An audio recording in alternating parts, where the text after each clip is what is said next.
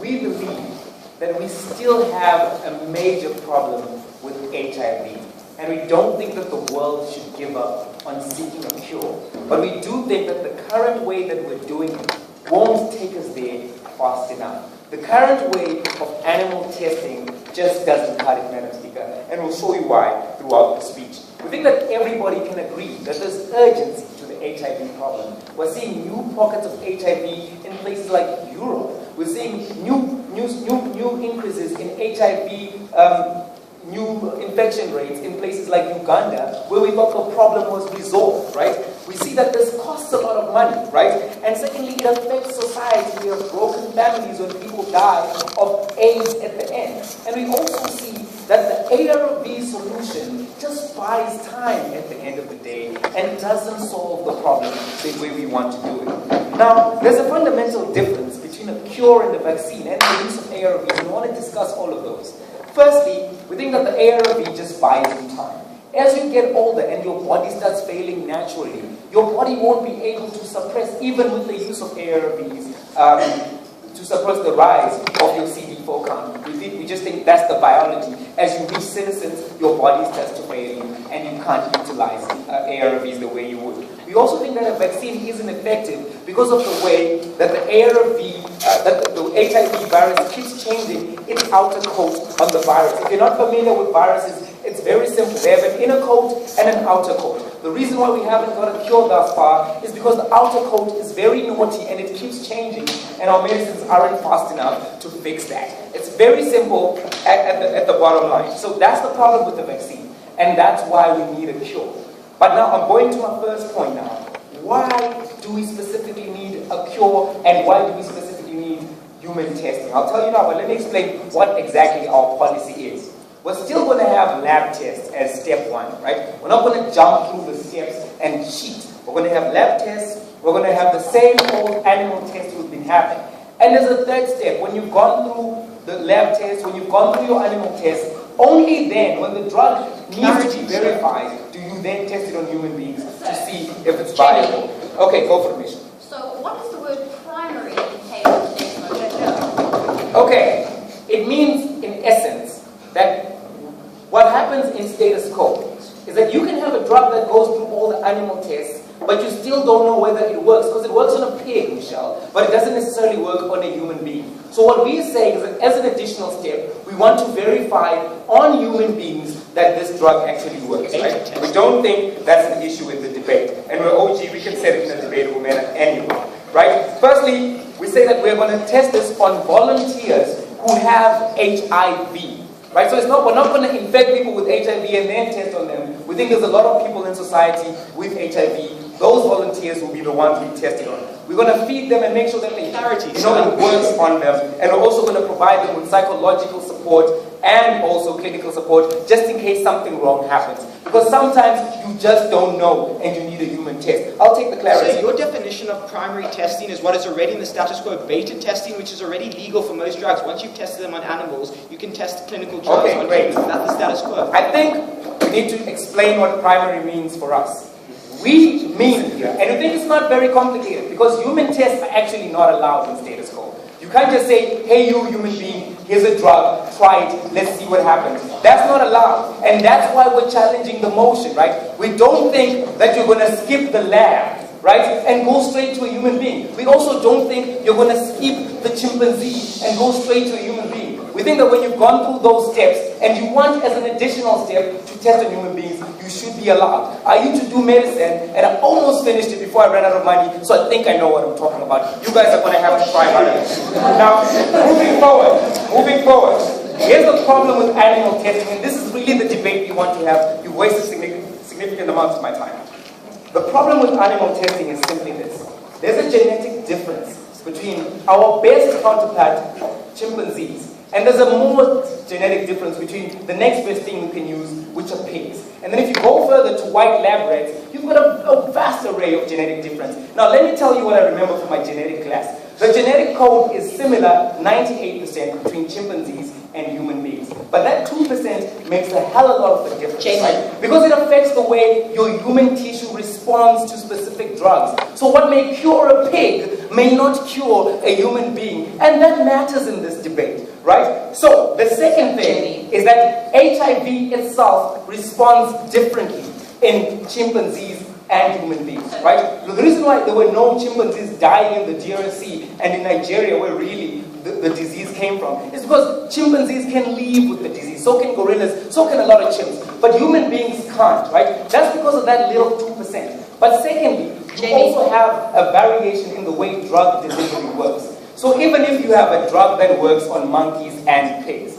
it still may not work on human beings because we don't have the same vessels. Sometimes the blood that we have is not of the same composition, and sometimes our cell tissue doesn't respond the same because we just don't have the same cells. So drug delivery is very important in this debate, and we say you have to test for that. You have to test whether the drug can be delivered effectively, and you have to test whether actually the drug will work on a human being. Because at the end of the day, even if you've tested on chimpanzees and pigs, you still need to find out if it's the way it is. Right.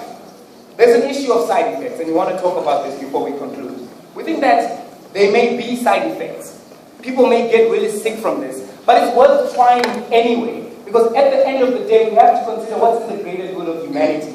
If these tests can lead us to a cure, which can stop the biggest endemic problem we've had since we had the Black Plague, it's worth it, because we're losing a lot of lives in the short to medium term because we're not doing anything. We haven't had, in status quo, an aggressive enough solution to this problem, right? We don't think that this is a definitional debate. We think this is a principle debate. To say, can we actually test on human beings when we don't know whether the drug is going to work? We argue that we should, because it's different from pigs and chimpanzees. The drugs don't just move to your cells the same way, and we need to afford doctors the opportunity to do this. And also, we think even though there may be side effects, these are legitimate side effects for us to factor into the composition, because at the end of the day, the stakes on our side lead to greater wins than the losses in status quo, which is the continuation of the HIV endemic. We're proud to propose.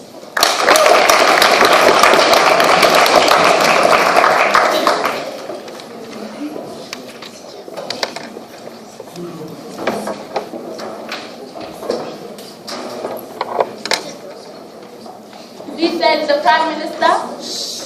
We call the leader of opposition to respond.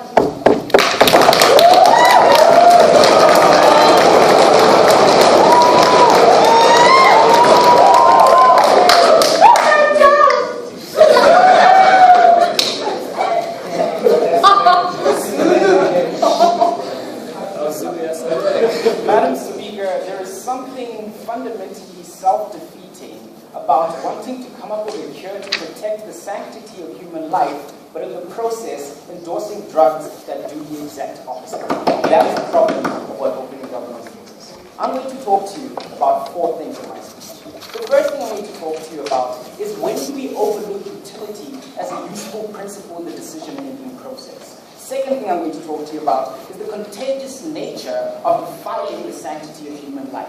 Third thing I'm going to talk to you about is why even though the status quo isn't perfect, it's less harmful, less morally reprehensible, and is our best chance of coming up with a cure. And finally, I'm going to analyze for you how this harms medical ethics and the medical profession. But let's look at a number of points of rebuttal. Jamie tells us that he's still going to have lab tests. Well, this isn't primary, but we're not going to engage with that too much. Our fundamental problem with this is it doesn't expedite the process like he's telling us. Because if you're just going to have lab tests and then have this process, if anything, you're just elongating the process. We think that's an issue that caves in on itself. He tells us that people will have a choice to do this. We tell that when people feel under duress of HIV/AIDS and don't want to die, they're going to make irradical choices. But that's something, radical choices, irrational choices, that's something Michelle is going to talk about. But let's look at this idea of the difference between chimps, pigs, and humans. On a first level, it means that Jamie, who admittedly didn't complete his medical studies, understands more about medicine than the people who are actually investing billions of dollars in using these processes to come up with a cure. We think that's just fundamentally flawed. But also what it means is fundamentally flawed, right? Last point of rebuttal, right? This idea of urgency. What we're going to analyze here in this debate about urgency is that, look, HIV/AIDS was extremely urgent before we had ARVs. I'm not saying it's not urgent now, I'm just saying it's a lot less urgent, because while we're looking for a cure, there's a remedy that people can use to elongate their lives even though they contract the disease. We think that the urgency is reduced. We're not saying it's removed, it's reduced, and that's something significant in the debate, right? So let's look at this idea of when do we overlook utility as a useful principle in the decision-making process. We think there are two metrics under this, right? The first one is when there are the ensuing harms of overlooking it are exponential, and we to analyze that. The second one is where the harms, or it harms, fundamental moral beliefs that build the fiber of what that society believes. We're going to talk to you about the sanctity of life. But why do we think the ensuing harms are exponential? Because what's going to happen is you're not going to have one pharmaceutical organization picking 5 people to test it on them. You're going to have thousands of pharmaceutical organizations finding thousands of people to test this on, and we believe this is a massacre of human life. Yes. So in order for you to come up with a proper cue that's legitimate, you need to be sure that it works on the majority of people. So for example, you need people with blood type OB, A+, and all of those blood types. You need different kinds of people with different kinds of diets. That means you're just getting more people to test this on. We think it's illegitimate and it's a massacre of human life. We think the harms are too exponential for us to use this right. Also, let's look at how it harms fundamental moral stances a society takes. Now, what we're going to talk about here is that the reason that the right to life is a right we give with sanctity or we respect that much is because it's the only right that once taken away from you, you can't get back. But secondly, it's also the only right that every other right within society emanates from. That is why we respect this right so much. That means that the only times we are legitimized to remove that right from human beings is when we are absolutely sure, which Jamie is not, that the results will be good. But even in instances where we are absolutely sure that the results will be good, we think that it needs to be moral for us to do this, right? So, let's look at this idea of why we think this is fundamentally immoral. It goes back to how I started my speech. Because you're saying that human life is so important that we want to do all these things to protect it. But also you're saying that human life isn't important enough that you're going to protect it even though it has things that are already protecting it like ARVs. So you're not going to protect it there, but you're going to protect it under your policy. No, Jamie, I'll take you as far. Let's look at this idea of the contagious nature of defiling the sanctity of human life. We believe that you defile the sanctity of human life in 2 ways, right? You change what it's called, number one, and you change what it's called, number one. Let me discuss that. The reason people don't sympathize so much with people we call insurgents is because they can't relate with those people. So we believe that by changing what you call the sanctity of human life under his policy, and just saying we're going to test these people because it's utilitarian, is extremely harmful. We believe this is contagious. Why is it contagious? Because if you're going to defile the sanctity of human life in one way and be able to justify it, this means that it's justifiable within society to continuously defile the fundamental principle of human life. We believe that's harmful because you legitimize the stance that people within society are able to take people's lives as long as they can justify it. We think that's an immoral message to pass within society. I'll give you those.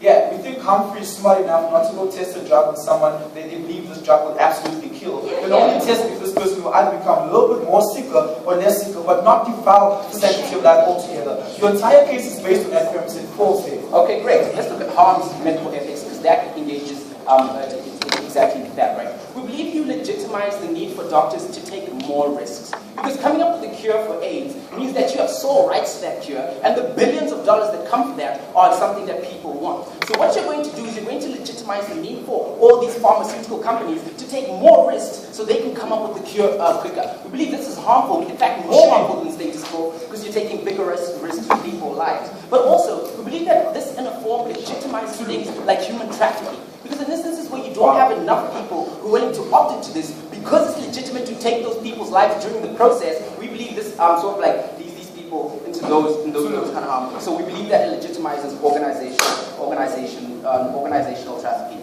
Basically, Madam Speaker, this is a partnership with HIV/AIDS to kill the people of our society. We cannot accept it. So let's look at this idea of the status quo and how, even though it isn't perfect, it still protects us. Because there are measures we go through, and the reason we go through these measures is everything I've just given you about how we respect the sanctity of human life. But at least in the status quo, Madam Speaker, while we're looking for this important cure for AIDS, which we can see, we're letting people live their lives and giving them ARVs. We need to reduce the urgency that Jamie talks about to do this, and the status quo is good. Because even if they say that, you won't be able to come up with an absolute cure by using chimpanzees, the only thing you're going to be able to come up with is the ability to know that, okay, this cure isn't harmful anymore, so therefore now we can test it on ARVs. The reason testing on people right now isn't legitimized is because everything they have isn't safe, and that's what Jamie's case legitimizes. So what does IT have to do in this debate?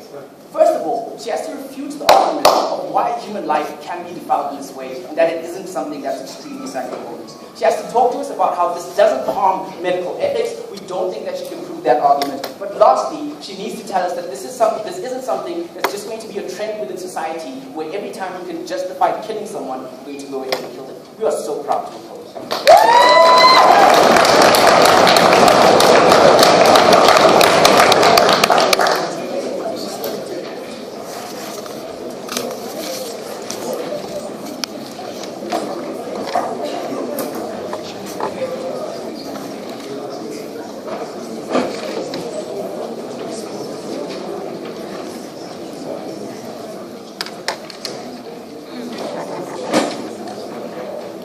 We thank the leader of opposition to call the Deputy Prime Minister to respond.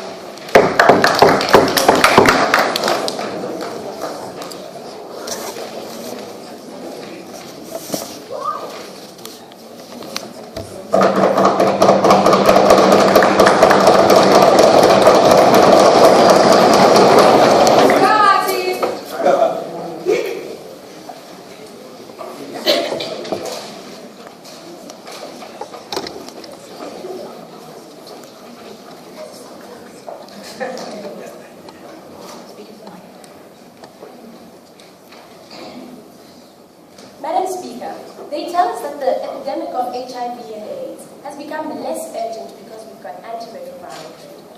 The epidemic was never really about people dying. It was about the amount of people who get infected by this virus and will surely die.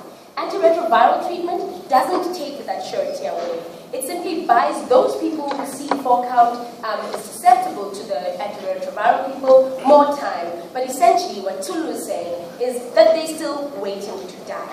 Madam Speaker, we think it is immoral, it is abhorrent for a scientific generation to tell people to take some pills, to wait with the hanging death sentence when there are things that we can do with their consent, when there are things that we can vigorously do to advance medicine and make sure that we discover an actual cure to the virus. First, they tell us that the sanctity of human life is what I must come here and refute. But we think the challenge to Tulu's argument about the sanctity of human life is that under the status quo, it isn't as he puts it. Right now, doctors still perform dangerous surgeries on people who, for instance, have things like tumors that in the long run will kill them, right? But they take the risk because taking the tumor away guarantees life. This is where the harm effect in the principles and the ethics of medicine lies. On the We point, think Auntie. the advancement of medicine has been through through a high risk factor because we don't know the things that we can do, and we put human lives at risk all the time in order to bring about the highest value of that human life, and that's not having a death sentence over your head for sure. Right? Then he tells us, well, this is a massacre of human life because thousands of pharmaceuticals will be testing, and then thousands upon thousands of people will be tested upon and killed. Like Oliver tells you in a point of information, when we've already been through the rigorous testing of the cure up to the point of animals, we're trying to establish all that we can know about the possible side effects in ways that they are similar to human beings. We're trying to know all that we can know in the threat of side effects, so that by the time we get to the end of the primary stage with humans, we aren't actually going to kill them, but are going to experience side effects that we can deal with, such as is actually the case even in antiretroviral treatment. But when he says there'll be thousands upon thousands of people, we've already stated to you in our policy that these are people who volunteer to go and have this testing. These are people who say, I'm not going to sit back and wait until I become sick for months and months and then die a humiliating death. These are people who decided to take it upon themselves to go and volunteer, and we think that that is just fine, right? Then it says, we don't expedite the process, but I've already shown you how expediting, the cure is the only way to expedite the process because the pandemic is because of infections, right?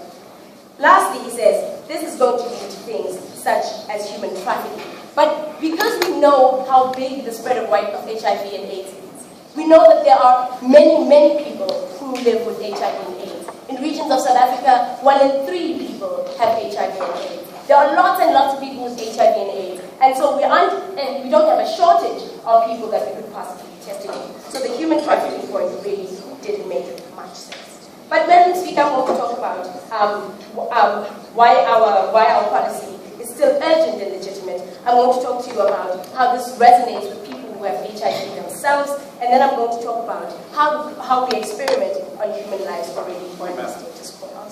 By your very own characterization, this is a virus that likes playing hide and seek and constantly changes. So even under your policy, you don't ensure that even if we test it on humans, there's a surety of coming up with a cure because of the characterization you give. So, Madam Speaker, what we know about the HIV virus is that its external keeps changing, right? But it has a genetic code. That's why it's generally the HIV virus. And that is what we'll be testing for, right? That's what we'll be trying to tackle. Not trying to find a vaccine that will deal with its external, as Jamie has already analyzed. So, no, we aren't sure that we're going to get a virus, we're going to get a cure, but we're going to be rigorously working towards a cure. This motion doesn't put a burden on us to say that we positively have a cure already. That's why we're testing. So, Madam Speaker, we think that people with HIV and AIDS right now, even with the attempt to get by a vaccination, even with antiretroviral treatment, still have the death sentence over them, right? We think in a lot of instances, these people aren't properly able to abide by what it means to be under antiretroviral treatment. Nutritionally, we think many of these people don't qualify for antiretroviral treatment because their CD4 count is already too low. Even those people who are under the treatment, we think still have the death sentence and know for sure that they will die of the virus, right? We think this is not good enough for us as a society at large to accept and give up on, but we also think the people with HIV and AIDS themselves don't think this is an acceptable condition, even though there have been like lots of messages about living positively, right? We think these people now have an opportunity to take the matter of their disease in their own hands when they volunteer towards the testing for a virus. We also think to assess the consent of these people that yes, they are under a lot of pressure, they are under a lot of coercive factors, but you don't take that away by simply saying to them, don't do anything about it. What you actually do is you disempower these people and you send the message to them that the world has given up on trying to find a cure for the disease that plagues them, right? We also think that we experiment on human lives already, right? We experiment on human lives in medicine, as I've already said. When we were attempting to cure something that is killing people, when we're attempting to extract, for instance, like I've said, tumors that kill people, but in many other areas of life, in the social sciences, we use people as objects of experiment in order to come about theories that advance and better our way of living.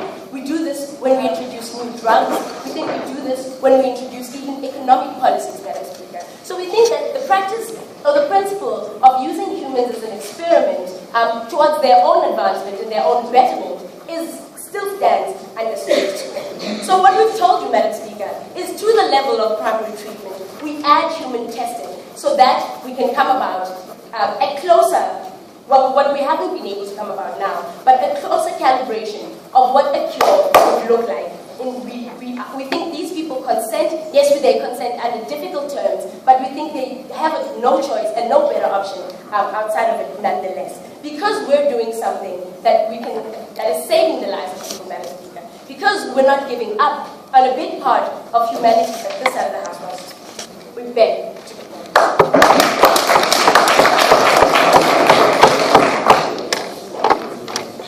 We thank the Deputy Prime Minister. We call the Deputy Leader of Opposition to respond.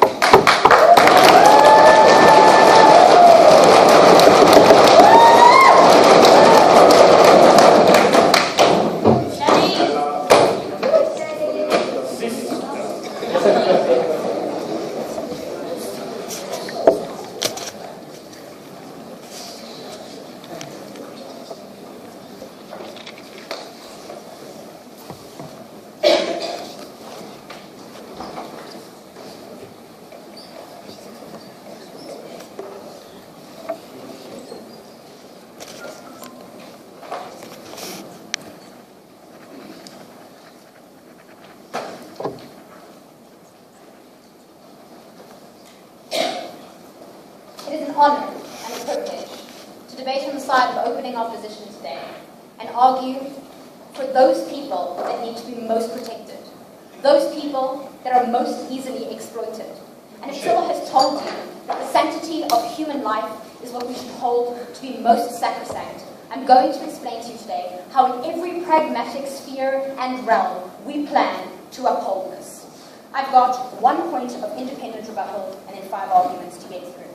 We argue that the reason why our opening government couldn't characterize for us exactly what this primary testing stage needs to be is that subliminally they realized when they decided to institute this type of model that we need the rigorous testing that needs to occur in order to not lose the lives. Because Ati tells us that what we're doing is we're telling people, well, they're still waiting to die. What Silla and I are arguing is that we will not play on the hopes of the most desperate people by giving them a death sentence now. Instead of letting them live a quality life and buying them the necessary time we need to ensure that we do not have a genocide en masse by exploiting the most desperate people on the planet. Let's get into my first argument. Let's characterize how difficult it is to get a cure and how extensive testing would have to be. So this is a very large problem of the HIV pandemic, is that people are not just uneducated about HIV in general, but they're uneducated about this very specific fact. That people that happen to be HIV positive, and both parties happen to know that they're HIV positive, continue to have unprotected sex because we've already got HIV. The problem here is that this is why the AIDS virus continues to morph. This is why there are so many numerous strains, because people are uneducated about the fact that even if they're HIV positive, they need to have protected sex. This further infiltrates to just how widespread the problem would be of actually finding a cure, which is why Till's point is so important of the huge amounts of people that would have to undergo this testing because of the huge amounts of strains in order for us to be able to find any sort of cure. And that's why, yes, we can argue that people in millions will die because of just how extensive this HIV problem is. Second argument, what does rigorous testing allow for? We argue 2 subpoints under this. Firstly, time to see the consequences of medicine. And secondly, doctors hold themselves to a high standard. So under the first point, anyone that bothered to watch the Dallas Buyers Club has enough information to know that AZT in the 1990s was the supposed answer to how you're going to elongate your life. What happened?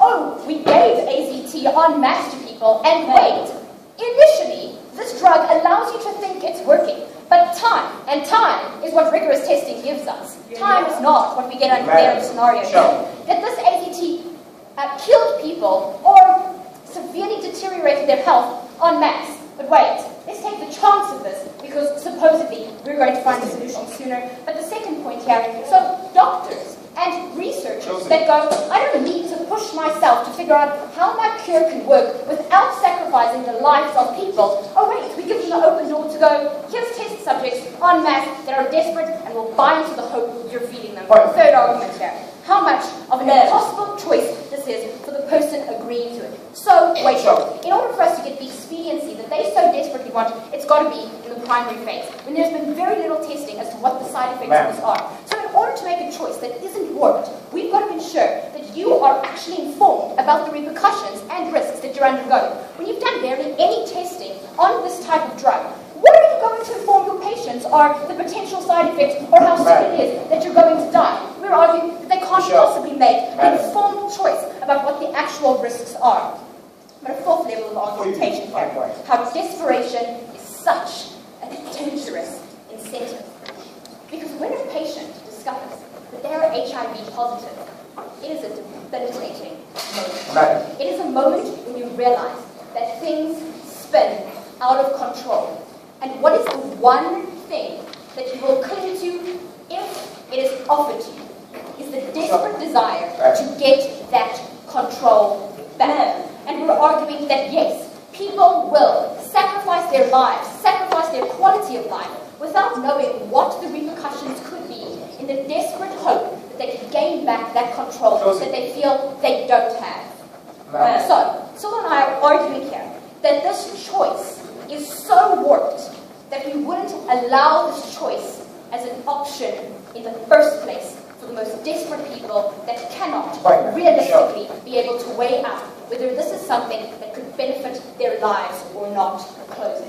Yes, so would you remove 4,000 soldiers on the border of the town and faces there when there's an indication that these soldiers might die in combat? So, if there is imminent danger for these soldiers, then we'd love to be able to remove them.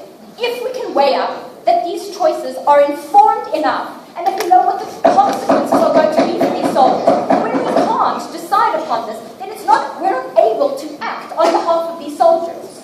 Fifth and final point, how these pharmaceutical companies are going to see HIV patients as nothing more than collateral damage. Because of the route that we had about how important it is for us to have essential medicines around, what was the point that happened to come up in the majority of groups is that pharmaceutical companies make the most money and have the most incentive to be able to sell what is the most essential for the livelihood of people. And we're arguing that when you en masse allow millions of people to take part in a clinical trial, these pharmaceutical companies don't see individuals whose lives may be in danger, or individuals whose quality of life could be reduced by not taking ARVs. You know what these pharmaceutical companies see you as?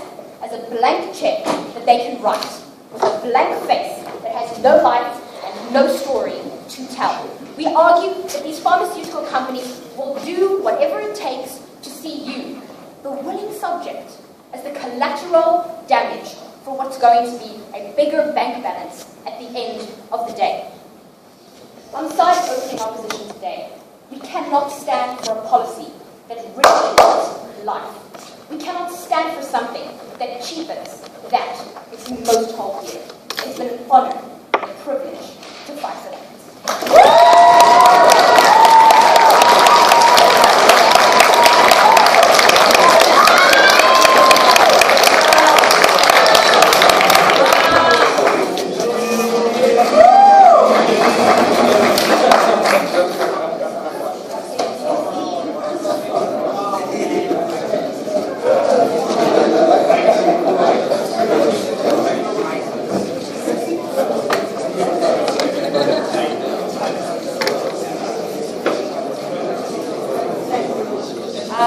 We thank the deputy leader of opposition.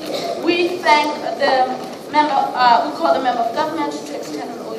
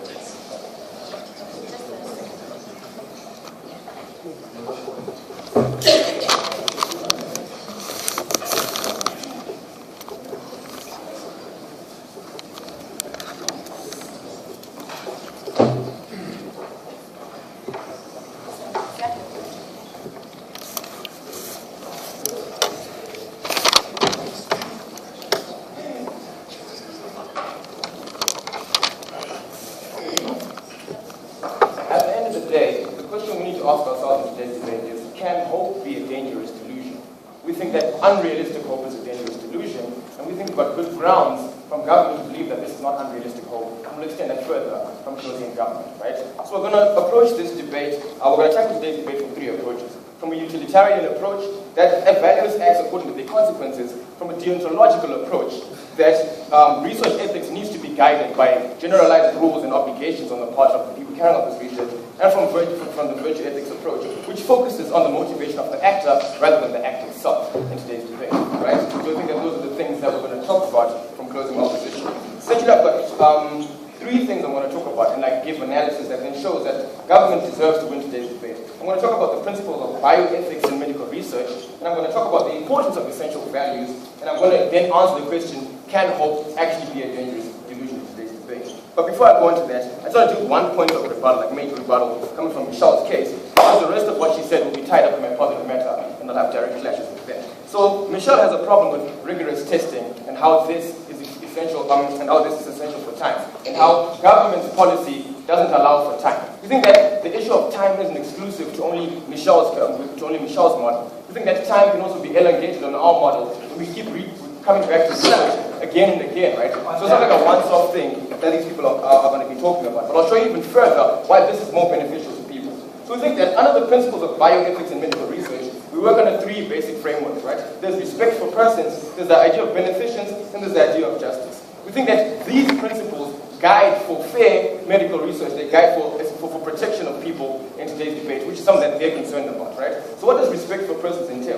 It respects the decisions of autonomous people who are capable of making decisions. So if they're incapable of making decisions, they therefore stop being autonomous. So we won't be dealing with people who can't make the decision of whether they want to undergo this kind of medical research or whether they don't want to undergo this medical research. So extreme cases, by side opposition to today's debate, can't actually stand. What does beneficence talk about, right? It imposes an obligation to act in the best interest of patients and participants, right? And it requires that the risk of research be minimized. That's one thing that we think that is important in today's debate. And it also requires that the risks be acceptable in light of the outcome or the benefits of the research itself. We think that with a framework like this, we protect the people that were putting under these tests. We protect the people who are actually going under this kind of rigorous activity, right? And then the third thing of justice talks about fair treatment of research participants or humane treatment of research participants. We think that a government that upholds the principles of bioethics in medical research protects against all the things they talk about, like human trafficking, like just buying people and using them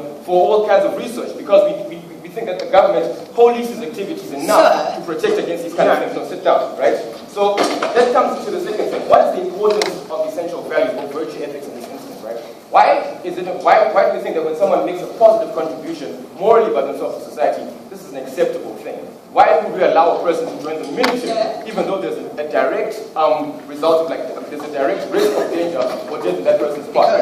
We think that essential values determine autonomy. These are the things that determine or separate people from who they are. So I feel it's a good thing for me to put my life on the line, maybe, or maybe put my life on the line, right, for the greater good of society. We don't see what's wrong with that. And they haven't engaged that matter principally to tell us why it's wrong for someone to say, I want to join the military so that I can protect my country, or I can take the overarching principle of security in today's debate, right? We think that a positive contribution to society is a desirable thing on the part of these patients, and they haven't shown us why that's essentially a bad thing. Because this motion, this policy is akin to military activity. We don't really see the difference, right? We think that HIV is as big an epidemic and is as big a concern for society as social security, as national security. I think if someone is willing to put their life on the line so that the greater good of society is benefited, we shouldn't see the reason why states should come and then impede upon this autonomous activity coming from this person. I'll take. If you haven't dreamed up these ethics, which we don't believe that you have, your burden isn't to tell us that they exist. Your burden is to tell us why they are legitimate and should continue to exist. Oh yeah, okay, that's good, right? That's good. So I'm going to talk about this in my last issue, right, which is the question that can hope be a dangerous delusion. So they said that this is desperate hope. We think that under the framework I've given you, where these principles of bioethics exist and companies are obligated by government to follow these principles, it stops being desperate, unrealistic hope. We think that when people understand what they're going into, by virtue of this, when hospitals and research companies are held accountable by government and are obligated, right, to work in line with certain ethics, it stops being unrealistic hope. It becomes unrealistic hope in an unregulated society where we don't have these principles governing activity, where these principles aren't actually pushed forward by government. So we don't think that this is unrealistic hope. We think that this is very realistic hope with very, very good chances. All of it raised by way of POI, that there's no way doctors are going to issue out medicine to people that they know is going to kill them, right? We think that in this instance, this is one of those things. We minimize the risk of research for patients, we make sure that the patients actually get safe themselves, right? But moreover, there's one thing that people haven't touched on in today's debate, and that's the current harms of ARV treatment today itself. So in some countries, ARV treatment, some ARVs have been flagged as black box medicine, which means medicine unsuitable to be used on people, right? We think that our policy mitigates these kinds of risks, because we know from the jump that this medicine is unsuitable for people. So it's better to have maybe 1 or 2 people suffer the risks of this medication, as opposed to finding out after like 1 million people in a country, or like 1,000, like millions of people in a country die from this kind of medication, right? We think that what we get from opening government and closing government mitigates the risk of having more black box medicine on the markets with an unknowledgeable population that knows nothing about it, right?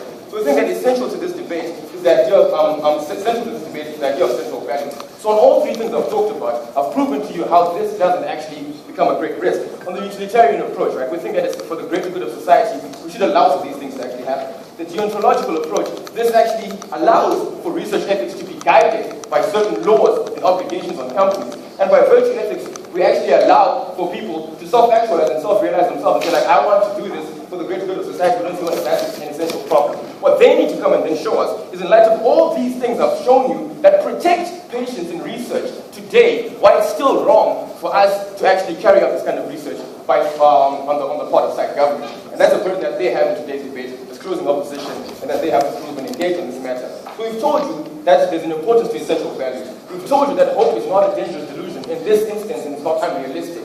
We've given you frameworks, we've given you instances where this can actually happen, and this can actually be regulated properly to get the harms. So we think that coming up and talking about rigorous testing in time and dangerous desperation is not enough to win you today's debate. What we've told you stands, and we need thorough engagement from side opposition if they wish to win today's debate.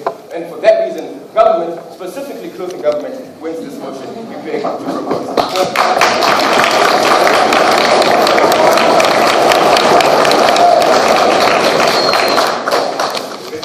We thank the member of government. We call the member of opposition.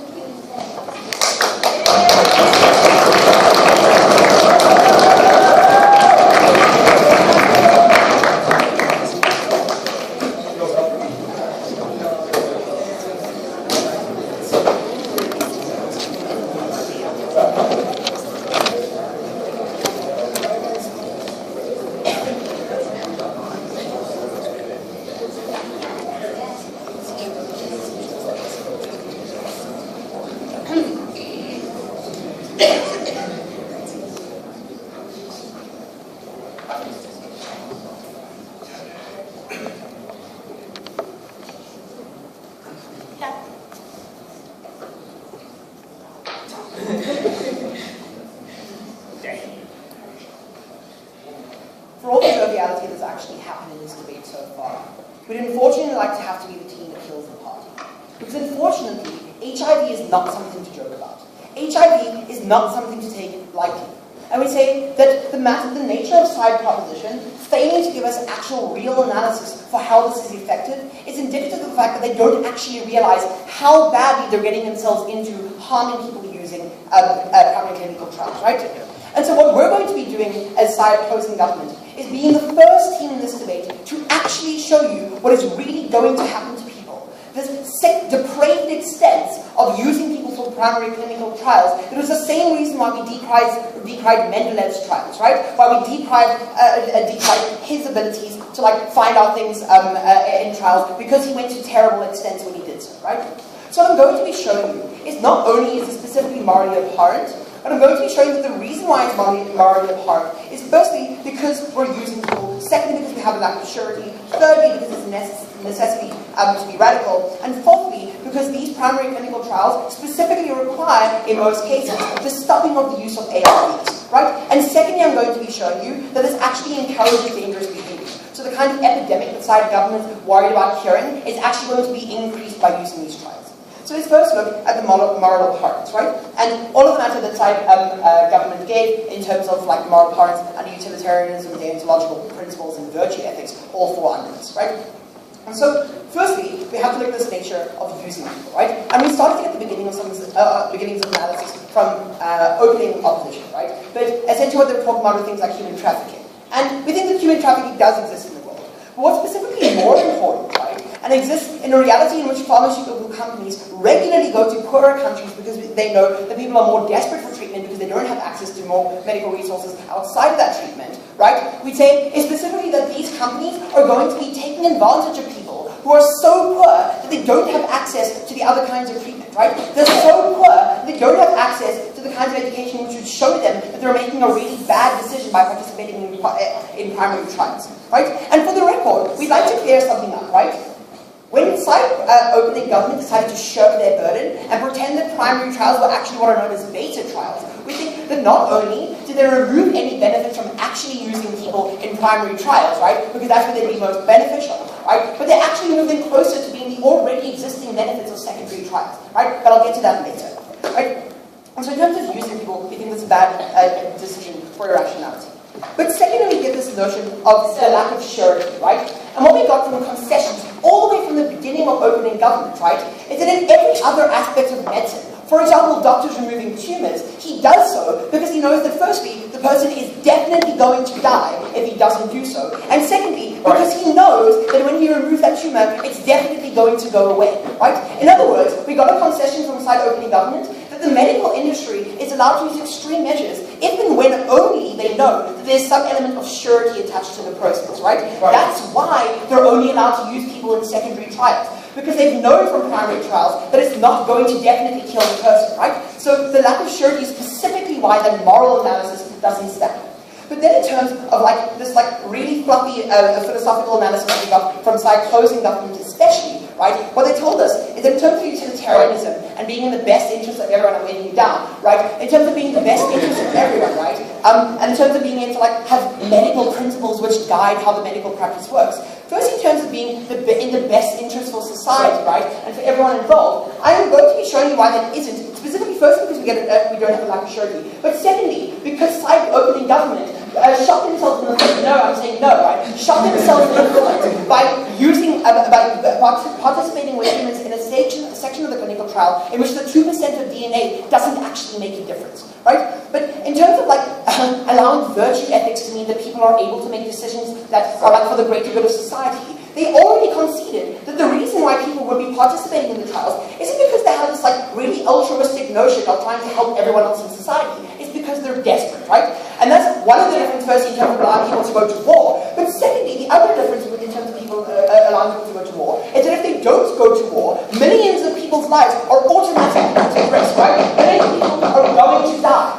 But your concession that the epidemic of AIDS is already increasing, despite a very little difference in what you're actually going to be doing in clinical trials, means that if you use people in primary trials, millions of people would still be dying of AIDS, right? There isn't this enormous urgency attached to millions of lives being hung in the balance, right? No. So, in terms of being in the best interest of society, right? And essentially our very own Dr. Mighty, right, told us that the 2% of DNA makes this enormous difference for how it does, right? And we get that when he studied medicine a really long time ago, we say that maybe that's what they taught in genetics, right? But the 2% of genes that actually differ between humans and chimpanzees are aesthetic feature forms of DNA, right? It's not your white blood cells. The white blood cells have the same combination and the same makeup, right? You don't have a difference by looking at someone with blonde hair as opposed to hair all over their body. It's going to die from here, right? So there is no efficacy there.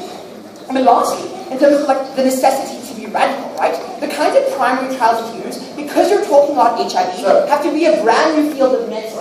No, I don't care, right? Have to be a brand new field of medicine, right? So it's things like blasting people with an even more intense version of chemotherapy, right? This isn't something that, if it doesn't work, oh well, you can go back, right? What it means is because it requires people not to take ARVs, right? Because you have to isolate the fact that it's affecting him. What happens is, you blast the person with chemotherapy so hard that if they're lucky enough to survive, once you're done with the clinical trial, they're too frail to take the previous cocktail of ARVs and they die earlier. Side government is advocating allowing people to die earlier, ladies and gentlemen. But lastly, in terms of vaccines, right, we decided to ignore. Vaccines are the most relevant form of research at the moment because they're the ones that actually penetrate the outer shell and go to the genetic code of the virus. They ignore that, so they're not getting any efficacy. But finally, in terms of encouraging risky behavior, right, we said that what we've already got from a government, right, is a concession that we give people hope that something's going to change. But because every single primary clinical trial for a cure of HIV in the past hasn't worked, because we don't have a cure for HIV, right? What you end up telling people is that there's a medical breakthrough that's going to save you. And it's the same reason why especially the gay community in the USA has been having more unprotected sex, because they think that ARVs are just going to make it go away, right? So when you tell people that there's a supposed cure that's going to fix them, all you do is increase the HIV epidemic that we have from side government. So ladies and gentlemen, the side government actually cares about deontological principles, about medical ethics. If they actually care about efficacy of a cure, and if they actually care about the millions of people who are going to die by participating in primary clinical trials, which are only standing to hurt them, you side specifically with closing opposition. I thank you.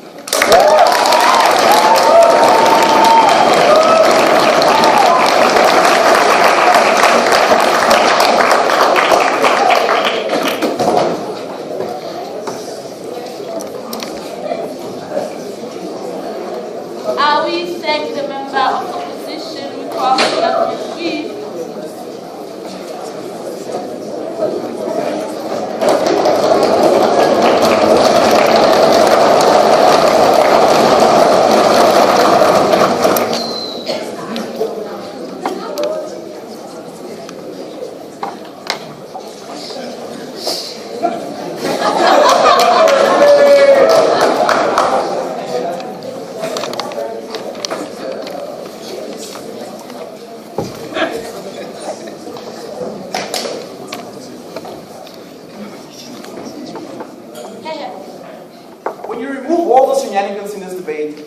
Ultimately comes down to the utilitarian way up versus is it okay for us to use people as a means to an end. I was very happy when Daniel came and told us that we'll be using people and that's wrong, but he simply just didn't give us the analysis therefore, right? And I'll tell you why it's okay for us to use people as a means to an end in that instance, right?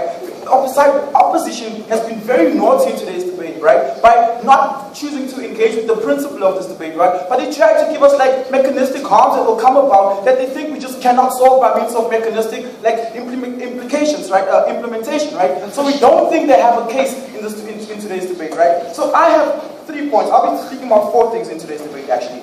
I'll be speaking about the utilitarian way up. I'll be speaking about the nature of the process and why the nature of the process falls to our side in this debate. And I'll be speaking about the sanctity of life in this instance, right? So let's talk about the certainty of death in the utilitarian way up, right? So this debate is about certainty of death, right? Like the utilitarian way up is that life is more important than all else by Zulu's concession. We agree, right? But we say that in the absence of a cure, or in the absence of like trying to get a cure, in an effective means, which Jamie told you, human testing being most effective, right? We say that the certainty of death, right? But we tell you with the prospect of a cure, which will be like, the length would be like reduced on our side of the house, right? We tell you that the certainty of a cure increases, right? We don't tell you that we will definitely get a cure in the next 3 years, right? We tell you the certainty of the cure increases, right? By Daniel's analysis, it tells us that the doctor can only perform a procedure like a tumor removal if there's certainty of death. Like we think Ati gave you enough analysis to prove that there's certainty of death regardless in that instance, right? So we don't think logically their case stands in that instance, right? So we think certainty of death is certainly an instance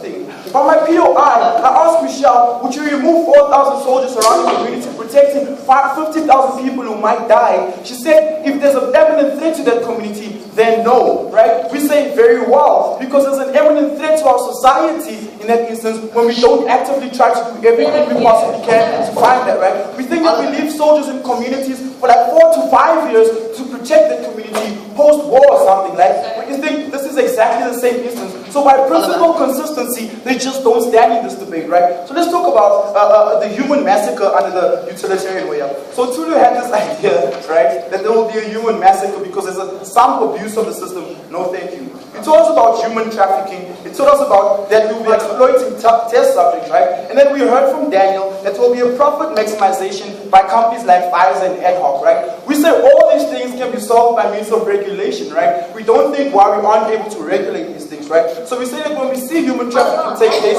we will just police this more in that instance, right? But when we see instances like exploitation of test subjects, right, we will like find that company that does it. In fact, we don't even have to use companies. We can use government research facilities that just don't have the interest of the people at heart, that just don't have an interest to like exploit people in that instance, right? So the profit maximization point just falls out because the opportunity for us to use government research facilities still stands, right? So all the mechanistic harms in the system simply does not stand, right? What we heard from Auntie in that instance, right, is that the mechanistic benefits that come from it are more tangible in an instance that when people die, you wreck a household because of HIV, right? We think that Michelle was very silly to come tell us that people just aren't educated about HIV and AIDS, right? And therefore we should educate them. One, we think that is very patronizing, right? But secondly, we think that you can teach people about this, which is not mutually exclusive to our proposition, right? So we don't think why that solution should stand in this debate. I would say opening.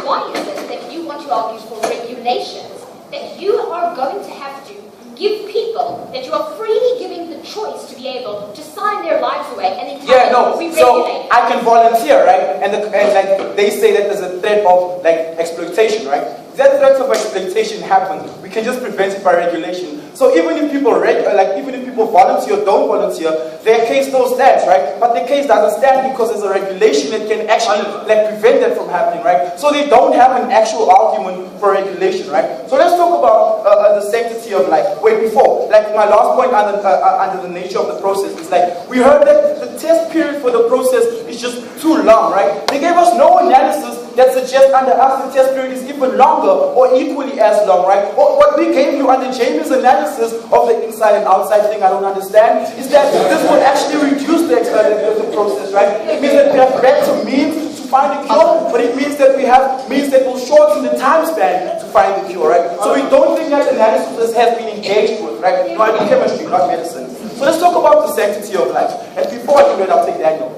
Okay, you still haven't explained to us how it's utilitarian to completely eradicate the guaranteed benefits of making I did calculus. This is cool for me, right? We think that the calculus in this instance is very easy because in one instance there's more certainty and in the other instance there's less certainty of death, right? There's a reduction in the certainty of death, right? We can't tell you that we are all Einsteins, well, bad example, but we can't tell you that we're all super smart and we'll find a cure, right? What we can tell you is that you create a better avenue for us to find a cure. Perhaps we can find an even better vaccine that's even better than an ARV in that instance, right? But that's not what this debate is about. So let's talk about the sanctity of life, right? So wait, no thank you. Under my utilitarian way up, I showed you that there's less certainty of death, right? So that means that the sanctity of life is protected in that instance, right? Because the sanctity of life is not protected when you certainly know people are going to die, right? That's not the protection of the certainty of life. Protection of the certainty of life is trying to stop that from happening actively, right? They're not doing that. But what we're more concerned with is that, so you don't have a sanctity of life argumentation.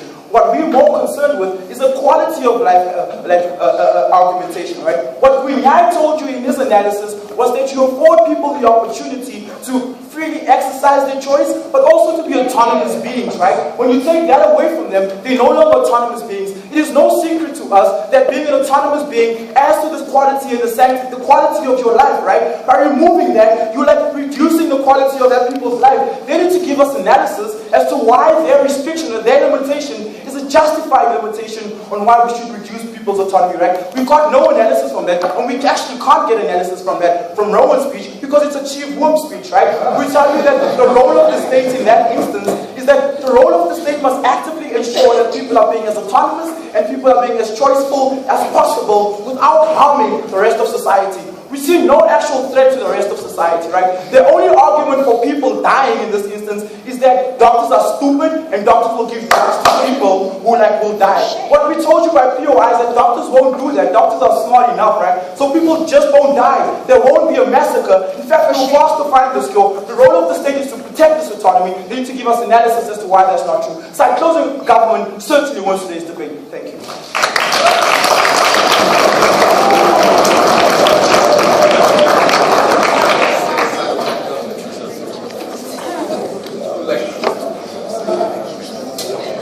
We thank the government. Call the chief whip to submit the debate.